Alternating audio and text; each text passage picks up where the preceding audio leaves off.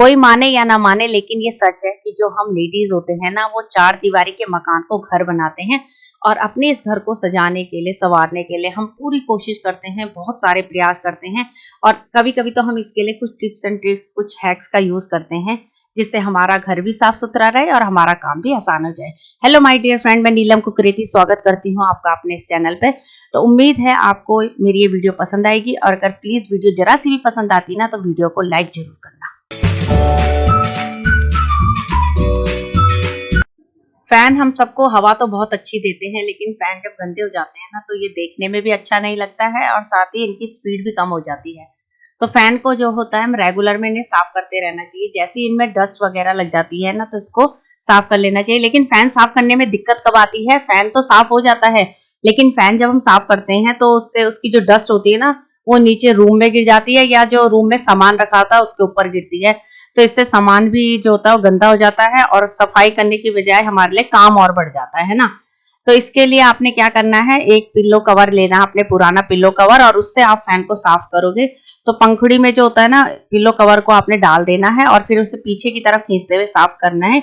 इससे क्या होगा, फैन भी साफ हो जाएगा, रूम भी गंदा नहीं होगा, तो आपका काम भी नहीं बढ़ेगा और इजिली सारे काम हो जाएंगे। हम सब अपने घरों में पोछा तो डेली लगाते हैं, कोई भी दिन ऐसा नहीं होता जब घर में पोछा ना लगता हो, लेकिन तब भी फर्श जो होता है ना, वो उतना ज्यादा साफ दिखाई नहीं देता। तो जब हम पोछा लगाते हैं तो रेगुलर में हम पोछे में क्या डालते हैं, बस एक फिनाइल डाल देते हैं और उससे पोछा लगा लेते हैं। लेकिन कभी कभी ना पोछे को जरा स्पेशल तरीके से लगाना चाहिए। तो उसके लिए आपने बकेट में लेना है 2-3 डिब्बे पानी, और फिर उसमें डालना है विनेगर। तो विनेगर हमारे किचन में इजिली मिलता है। फिर उसमें डिटर्जेंट पाउडर जो होता है वो डाल दो, जो भी आपके घर में अवेलेबल है। और उसके बाद डाल देना उसमें नमक 1 चम्मच। तो नमक वैसे भी वास्तु दोष के लिए अच्छा होता है, जब भी पोछा लगाओ ना तो नमक डाल के लगाना अच्छा होता है। फिर उसमें डाल दो आप 1 या 2 चम्मच बेकिंग सोडा। तो बेकिंग सोडा एक बहुत अच्छी क्लीनिंग का काम करता है, दाग धब्बे हटाता है, और साथ ही जिस चीज में भी हम इससे सफाई करेंगे ना बेकिंग सोडा से, तो एकदम क्लीन हो जाती हैं। उसके बाद ये जो आपने जितना भी ये मिक्सचर बनाया ना, इसको अच्छे से मिक्स कर दो, और उसके बाद इस पानी से जब हम पोछा लगाएंगे ना, तो हमारा जो फर्श है वो भी एकदम क्लीन हो जाएगा। साथ ही फर्श में कई बार क्या होता है, जिद्दी दाग धब्बे होते हैं जो नहीं निकलते हैं, लेकिन इस सॉल्यूशन से जब हम पोछा लगाएंगे तो वो भी साफ हो जाएंगे। तो हफ्ते में 1 या 2 बार ना इस तरीके से पोछा जरूर लगाना चाहिए। तो इससे क्या होगा, जो फर्श है वो भी एकदम क्लीन रहेगा, साथ ही हाइजीनिक रहेगा हमारा घर। हम सब अपने किचन में ना एक छोटी कैंची तो जरूर रखते हैं, जो छोटे मोटे कामों के लिए, जैसे कोई लिफाफा अपने इस तरीके से कट करना हो, दूध की थैली को कट करना हो, तो उसके लिए सीजर रखते हैं। लेकिन सीजर क्या होता है, थोड़े टाइम बाद जो उसकी धार होती है ना, वो कम हो जाती है। तो इसके लिए या तो आप उसकी धार तेज करवाते होते, लेकिन फिर भी वो थोड़े टाइम बाद फिर दोबारा से वापस ब्लंट हो जाती है। तो आपने करना क्या है, इसके लिए लेना है अपने फॉइल पेपर, जिसमें हम रोटी रैप करके देते हैं ना, तो वही फॉइल लेना है। और ये मैंने कोई नया फॉइल यूज नहीं किया है, ये मेरा पहले यूज हो चुका। मीन्स इसमें मैंने बच्चों को रोटी पैक करके दी थी, तो बच्चे जो होते हैं उसको फेंकते नहीं है, वो वापस टिफिन में रख के उसको खाली रैपर को ले आते हैं। तो मैं क्या करती हूँ, जब वो वापस इसको लेकर आते हैं ना, तो इस तरीके से उसको फोल्ड करके, और जो सीजर होती है ना उससे इस तरीके से कट करते हैं। तो थोड़ी देर बाद आप देखोगे कि जो उसकी धार है ना सीजर की, वो तेज हो जाएगी।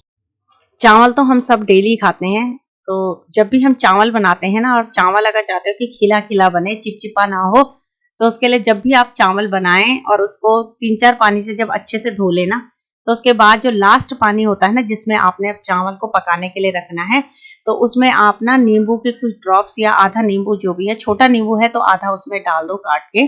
तो इससे क्या होगा, जो चावल होते हैं ना, उसका एक तो स्वाद भी बढ़ जाता है, और साथ ही जो चावल होता है वो आपस में चिपकता नहीं है, खिला खिला एकदम अच्छा सा चावल बनता है। और इस तरीके से जब हम उसको थाली में परोसेंगे ना, तो वो देखने में भी अच्छा लगता है। तो खिला खिला चावल बनाने का ये बेस्ट वे है। कई बार हमारे साथ, हम सभी के साथ ऐसा होता होगा ना, कि जब हम दूध को गर्म करते हैं, तो वैसे तो हम बहुत ही ज्यादा एहतियात से दूध को गर्म करते हैं और उसको थोड़ी देर के लिए सिम आंच पे भी रख देते हैं। लेकिन इस उससे हम गर्म करते हैं कि दूध की एक भी बूंद जो है वो गिरे नहीं। लेकिन फिर भी कई बार क्या होता है कि दूध जो है कितनी सावधानी से गर्म किया जाए ना, तब भी थोड़ा बहुत दूध तो गिर ही जाता है। तो अब इस गिरे हुए दूध को आपने क्या करना है, इसको आपने नाली में नहीं फेंकना है, क्योंकि अच्छा नहीं होता दूध को नाली में गिराना। तो जब भी दूध इस तरीके से गिर जाए गलती से, तो उसके बाद आपने लेना है स्पंज, और स्पंज से उसको ना उठा लेना है खाली बर्तन में उसको। उसके बाद आपने जो जहाँ पे भी दूध गिरा था ना, उस एरिया को भी अच्छे से पानी से वॉश करके अच्छे से साफ कर लेना है। और अब इस जो पानी मिला हुआ दूध है ना, इसको आप नाली में नहीं गिराएंगे, इसको हम गिराएंगे, मतलब डालेंगे अपने प्लांट्स में। तो एक बहुत अच्छा मैन्योर का काम करता है।